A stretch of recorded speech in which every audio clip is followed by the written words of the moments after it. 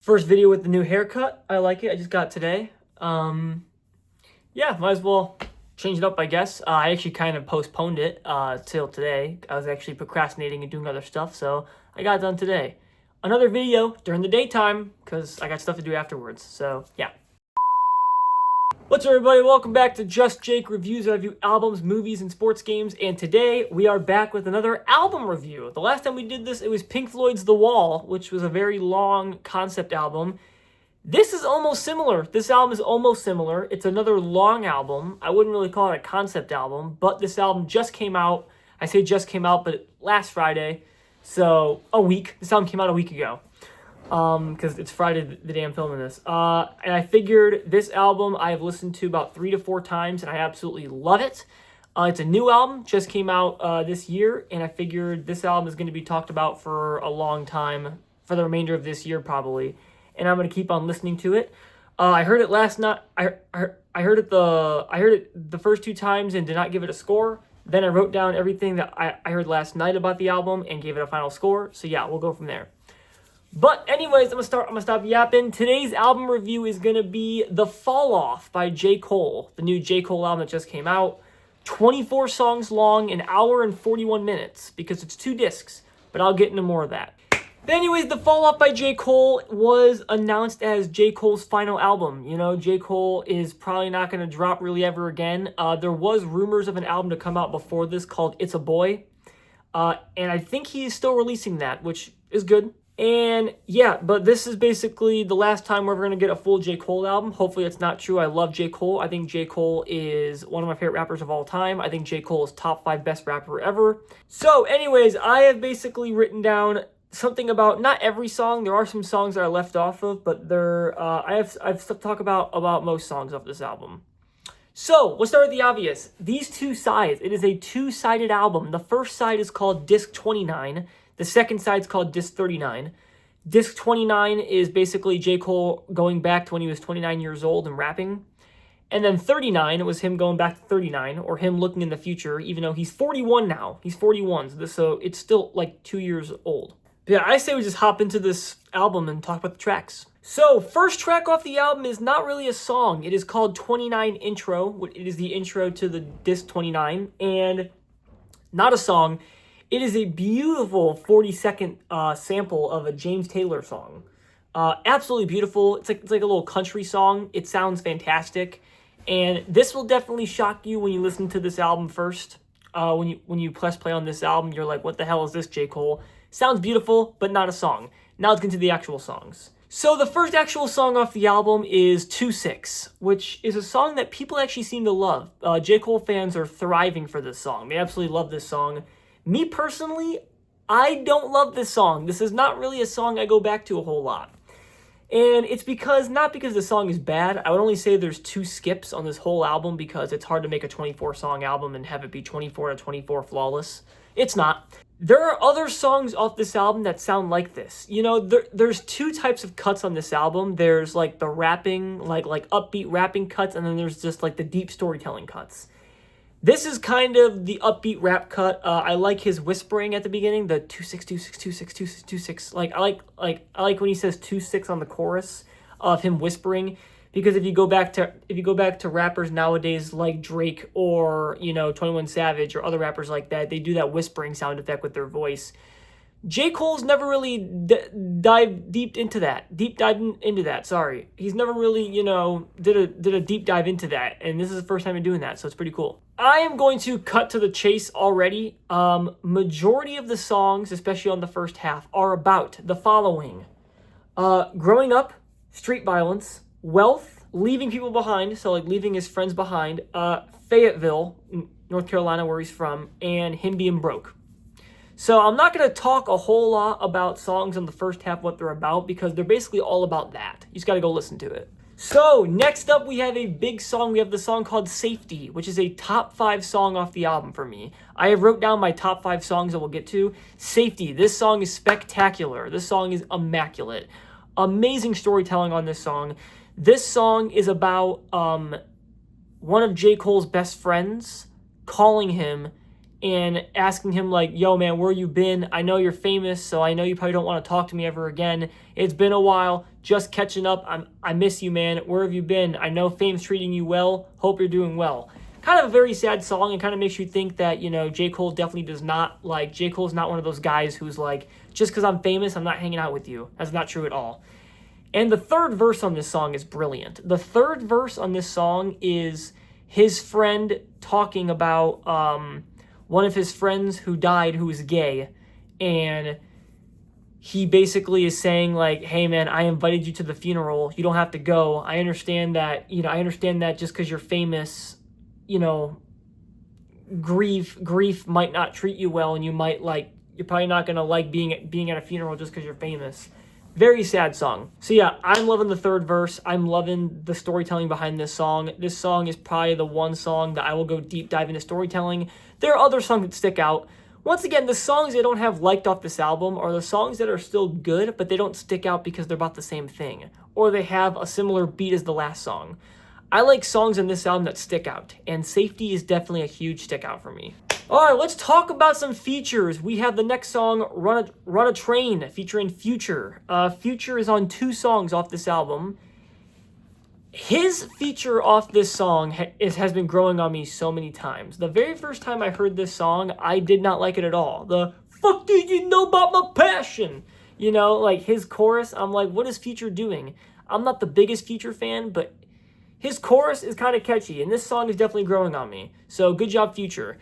On the other song that he's on, Bunts Road Blues, Future is that feature could also grow on me the more I hear it, but I would say Future goes 1 out of 2 on songs off this album. He gets a 50% win rate on features on this album, so I gotta give credit to him. And some songs have the same vibe of J. Cole singing, and there's also some acoustic guitar on this album, which, I've never really heard like a full-on J. Cole album where most songs are acoustic guitar and him singing, so you could definitely tell he put his heart and soul into this album. The song, once again, going back to the song Bunts Road Blues, it has Future and Tems.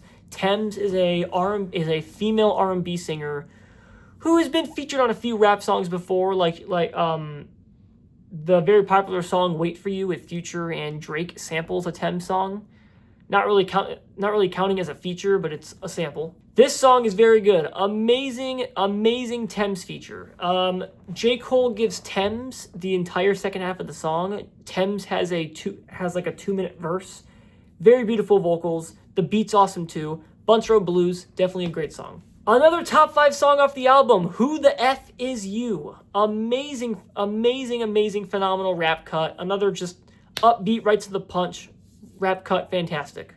This song has a phenomenal beat switch in the middle. The beat switch is beautiful in the second half of the song. Definitely a huge highlight of this album. Next up, we got a song called The Let Out. The Let Out. This song is interesting. I was totally, expecting this song to be shit on because of how different this song sounds. But this song's actually getting some pretty good criticism. This song is getting pretty good reception for what it is. You have his Bone Thugs and Harmony type singing. The little like how Bone Thugs does the little refrains, yeah, it's pretty good like that. Almost got some country western vibes, which is very interesting with this album, or this song, sorry.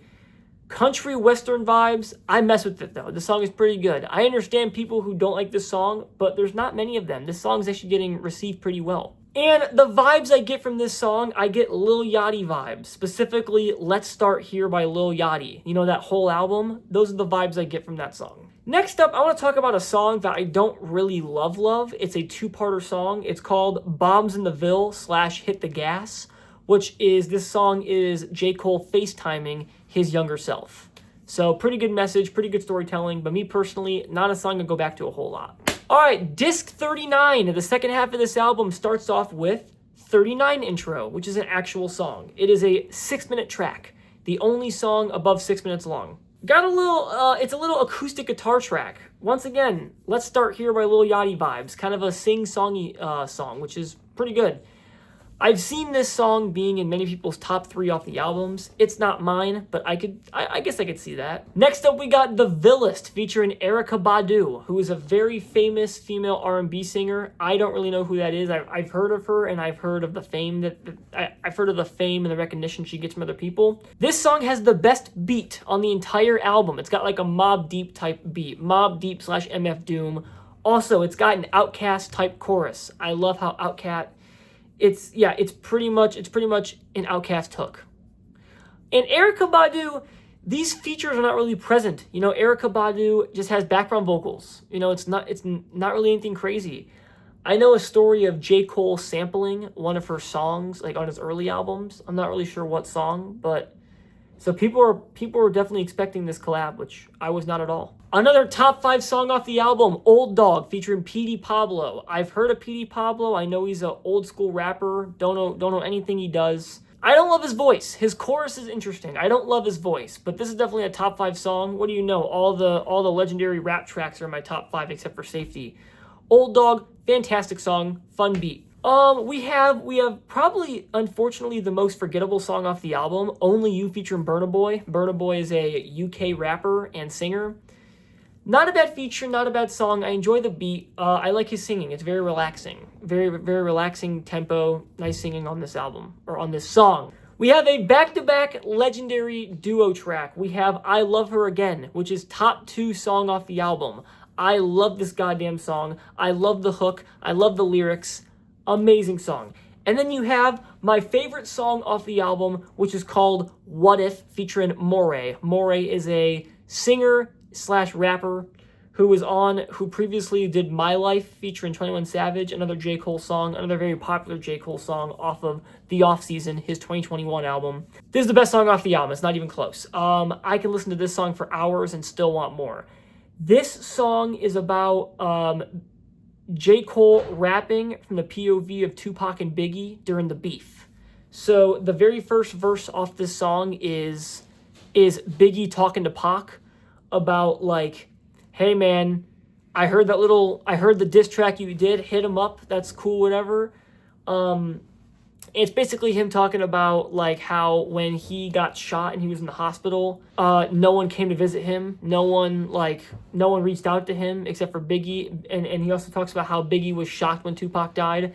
Then the second verse is Tupac responding to Biggie, which is an amazing song, so unique, and it makes you think that if Tupac and Biggie were still alive to this day, how would they react to this song? I also saw a pretty cool TikTok. I only saw it once. I gotta find it again. It's a cool TikTok of somebody making AI Tupac and Biggie rap over their verses. Sounds surreal, sounds fantastic, and I wish Biggie and Tupac were be able to rap this song. And I wish Tupac and Biggie were able to be around when this song was around. And also, you can definitely hear in J. Cole's voice, he's trying to rap sort of like Biggie in that style. Super Nintendo, Sega Genesis. Sorry, that's my Biggie impression. Another song that I'm not the biggest fan of, but it's also very unique, is a song called Quick Stop. Q-U-I-K, stop. This song is about J. Cole going to a gas station and pumping gas, and he meets a fan, and the fan goes really deep, and the fan's like, bro, when I was 13, I used to love your music. You're so inspirational. Amazing message. But the song is definitely growing on me. The 2 songs off this album I don't really love. The worst song off the album is a song called Life Sentence. Spotify introduced for the first time ever, they introduced this thing called About the Song, where not every song ever on Spotify has it, but if you listen to an album and you scroll down, you'll see an About the Song where you could actually flip through sometimes and it tells you like what they were doing when they wrote the song, what the song's about, how the song got popular. And before I listened to every song off this album, I went to every About the Song section. And for this song in particularly, Life Sentence, I stopped it and it said, this song is sort of Folding Clothes Part 2. Which if you don't know anything about J. Cole, you know that Folding Clothes is one of his worst songs. Folding Clothes is one of the most boring hip-hop songs of all time. It's literally about him folding clothes with a girl and getting together. This song, when I played this song out, this song does sound like Folding Clothes Part 2. This song I don't know what it is. This song has sort of like a popness to it. It has like a pop feel, which it shouldn't, but it does. And this song almost feels too bubblegum-ish in a way. Which, don't get me wrong, I kind of like that, but not from J. Cole. And then we have a song that I think had a fuck ton of potential, a song called Man Up Above, which I thought was going to be about Jesus and God, because Man Up Above. But it's not. This song's very boring, which could be a hot take. I know this song is probably in a lot of people's top fives. Man Up Above, I think it's a boring song. I think there's other songs off the album that sound like it better. Not for me. And then we have the very last song off the album, which is a song called Ocean Way. This song has zero rapping on it at all. This is literally a pop/Lil Yachty song. His vocals are great. He's doing full-on singing. Love the instrumental. Not a huge fan of the song. And it ends the album perfectly for what could be possibly J. Cole's last song ever. But anyways, J. Cole The Fall Off, I had to make sure before I review it to give it a third or fourth listen. This album is phenomenal. One of the best albums I've ever heard this decade. Oh my god, this album's fantastic. Love this freaking album. This album, J. Cole The Fall Off, I am feeling a 9.2 out of 10. That's right, a 9.2. This is officially my second favorite J. Cole album, obviously behind 2014 Forest Drive. But this album, wow, oh my god, it's peak music. It could be peak music. Anyways, that's going to be all for today's video. Hope you guys liked the video. Like, subscribe, comment, do all that fun stuff. I will reply to every comment down below. And yeah, just trying to look for more off-season content. I got a whole thing planned, doing some more album reviews, doing more movie reviews. I have another album review next week. And yeah, just, going through it. My Valentine's Day movie review will be tomorrow. Stay tuned for that. We got to do it. Last year we did The Notebook. We're doing another movie on Valentine's Day, which is tomorrow as of recording this. But yeah, thank you all for watching, and I'll see you on the next video. Peace.